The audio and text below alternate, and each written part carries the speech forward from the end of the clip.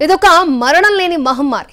అణచివేసిన ప్రతిసారి మళ్ళీ కొత్తగా పుట్టుకొస్తూ ఉంటుంది. దాని రూపాలు కూడా అనంతం. ఎప్పుడు ఏ రకంగా సైబర్ నేరగాళ్లు విరుచుకుపడతారో తెలియదు. నేరం జరిగి జనం మోసపోయేదాకా ఇలా కూడా జరుగుతుందా అన్నది ఊహకు కూడా అందదు. అందుకే ప్రతిసారి కొత్తగా సైబర్ నేరాలు జరుగుతున్నాయి. అలా తాజాగా పుట్టుకొచ్చిన ఎత్తుగడ సైబర్ అరెస్ట్. దాని కథేంటో ఇప్పుడు చూద్దాం. సైబర్ నేరాలు రోజురోజుకి అప్డేట్ అవుతున్నాయి. నేరగాళ్ల దిమాగ్ కంప్యూటర్ కన్నా వేగంగా పనిచేస్తోంది. భయపట్టి భ్రమల్లో ముంచెత్తి జనాన్ని మాయ చేస్తున్నారు. సైబర్ నేరగాళ్ల తాజా ఆయుధం సైబర్ అరెస్ట్. సాధారణ ప్రజలు పోలీసు కేసులు, అరెస్టు వారెంట్లు ఎదుర్కోవాలంటే సహజంగానే భయపడతారు. దీన్నే ఆసరాగా చేసుకుని సైబర్ నేరగాళ్లు మోసాలకు పాల్పడుతున్నారు. అవతలి వ్యక్తికి ఆలోచించే సమయం ఇవ్వకుండా తీవ్ర భయాందోళనలకు గురిచేసి డబ్బులు తమ ఖాతాలో వేయించుకుంటున్నారు.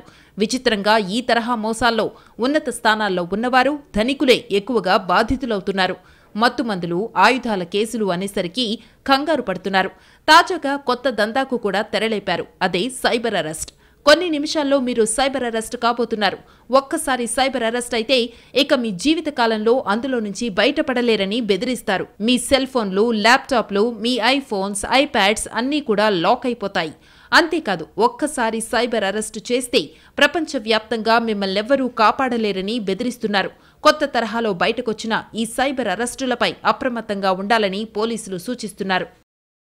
సైబర్ నేరగాళ్ల కొత్త ఎత్తు సైబర్ అరెస్ట్. దీన్ని ఎలా వర్కౌట్ చేస్తారంటే, సైబర్ నేరగాళ్లు ముందుగా బాధితుల ప్రాథమిక వివరాలు సేకరించి ఫోన్ చేస్తారు. పేరు పెట్టి పిలిచి, ఫలానా కొరియర్ ద్వారా మీరు విదేశాలకు పంపుతున్న పార్సిల్లో మత్తుమందులు, పాస్పోర్టులు, పిస్టల్స్, బుల్లెట్లు ఉన్నట్లు కస్టమ్ అధికారులు గుర్తించారని, సిబిఐ లేదా క్రైమ్ బ్రాంచ్ పోలీసులు కేసు నమోదు చేశారని చెప్పి పెట్టేస్తాడు. కాసేపటికే మరో నెంబర్ నుంచి వీడియో కాల్ వస్తుంది.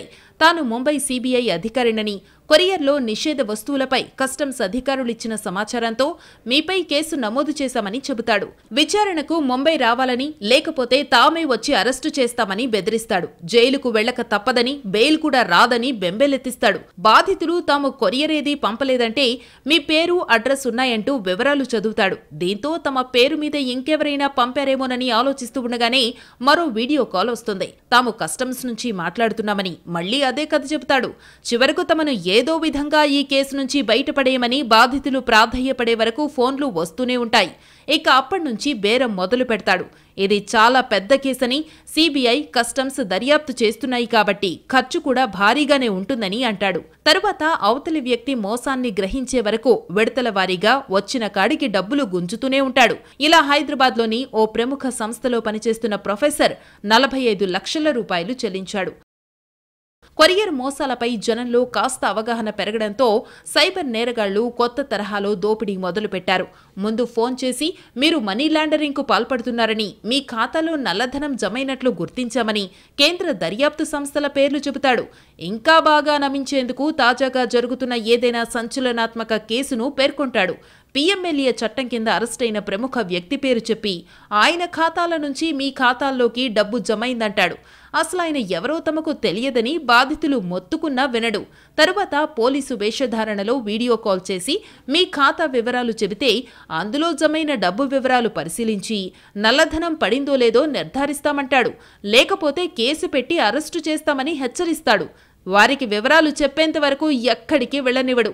ఒకవేళ బాత్రూంకు వెళ్లాలన్నా కాల్ కట్ చేయకుండా బాత్రూం తలుపు వైపు ఫోన్ పెట్టి వెళ్లమంటాడు. ఈ ఒత్తిడికి తట్టుకోలేక బాధితులు తమ బ్యాంకు ఖాతా వివరాలు చెబుతారు. ఆ వెంటనే ఖాతా ఖాళీ అయిపోతుంది. హైదరాబాద్కు చెందిన ఒకరి నుంచి ఇలాగే 99 లక్షల రూపాయలు వసూలు చేశారు. ఇటీవల హైదరాబాద్కు చెందిన మరో యువతి కూడా 60 లక్షల రూపాయలు పోగొట్టుకుంది. అయితే ఆ వెంటనే అనుమానం వచ్చి 1930కి ఫోన్ చేయగా ఆ డబ్బు నేరగాడి ఖాతాలో జమ కాకుండా సైబర్ సెక్యూరిటీ బ్యూరో అధికారులు నిలువరించగలిగారు. ఇలా భయపెట్టి బాధితుడికి ఊపిరాడకుండా ఉక్కిరి బిక్కిరి చేసి డబ్బులు కాజేయడాన్నే సైబర్ అరెస్ట్ అంటున్నారు. ఈ సైబర్ అరెస్టులో సైబర్ నేరగాళ్లు బాధితులను పూర్తి స్థాయిలో బెదిరించి బంధించేస్తారు. మనల్ని భయపెట్టి భయభ్రాంతులకు గురిచేసి వాళ్లకు కావలసినంత డబ్బును ట్రాన్స్ఫర్ చేయించుకుంటున్నారు. రోజు కొరియర్ మోసాలకు సంబంధించి 20 నుంచి 30 కాల్స్ వస్తుంటాయని సైబర్ క్రైమ్ పోలీసులు చెబుతున్నారు. కొరియర్లో మత్తుమందులు పంపుతున్నారన్న అభియోగంతో మొదలయ్యే వ్యవహారం నకిలీ దర్యాప్తు సంస్థల ప్రవేశంతో పరాకాష్ఠకు చేరుతుంది. ED, CBI, customs, Mumbai crime branch వంటి ప్రముఖ సంస్థల పేర్లు ఎడాపెడా వాడేసుకుంటూ నేరగాళ్లు మోసాలకు పాల్పడుతున్నారు. వీడియో కాల్ ద్వారా మాట్లాడుతూ బెదిరింపులకు దిగుతున్నారు. దేశంలో ఏ దర్యాప్తు సంస్థ కూడా వీడియో కాల్ ద్వారా అనుమానితులను విచారించదని గుర్తుంచుకోవాలి. అన్నింటికీ మించి మీరు ఎలాంటి పార్సిలు పంపలేదని, మీ ఖాతాలో ఎలాంటి డబ్బు జమ కాలేదని తెలిసినప్పుడు ఎవరు ఫోన్ చేసినా భయపడద్దు. ఎట్టి పరిస్థితుల్లో ఎవరికీ డబ్బు బదిలీ చెయ్యొద్దు. బ్యాంకు ఖాతాల వివరాలు చెప్పొద్దు. ఒకవేళ మోసపోయినట్టు గ్రహిస్తే వెంటనే 1930కి కాల్ చేయాలని పోలీసులు సూచిస్తున్నారు.